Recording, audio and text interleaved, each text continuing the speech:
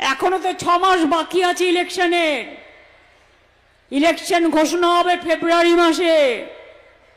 এরা চালাকি করে এত পেটের ক্ষুধা, মানুষকে ক্ষুধা মেটাতে টাকা দেয় না, কিন্তু ইলেকশনের আগে গভর্নমেন্ট যাতে কাজ করতে না পারে উন্নয়নে, সেই জন্য 6 মাস আগে থেকে, ইলেকশনের 3 মাস আগে এসআইআর ডিক্লেয়ার করেছে।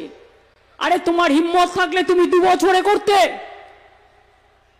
তুমি তো 2001-এ ইলেকশনের পরে শুরু করেছিলে, 2004-এ ফাইনাল লিস্ট বেরিয়েছিল। তাহলে আজকে হঠাৎ কি হলো?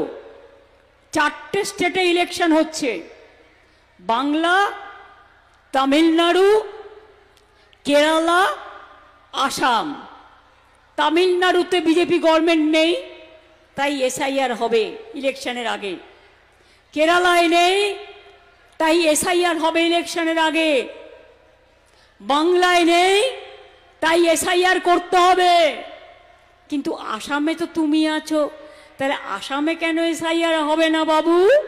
একটু উত্তর দাও। উত্তর তোমায় দিতেই হবে। ত্রিপুরায় কেন হবে না?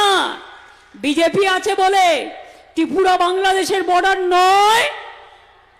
বলুন, রোহিঙ্গা যদি আসে, বাংলায় তো বর্ডার নেই, আসে মণিপুর হয়ে, মিজোরাম হয়ে, নাগাল্যান্ড হয়ে, সেখানে কেন এসআইআর হবে না? বিজেপি আছে বলে খোকা বাবুকে দুধ খাওয়াতে হবে। আর বাংলায় খোকা বাবুরা নেই বলে বাংলায় তার খাওয়া বন্ধ করে দিতে হবে। আমি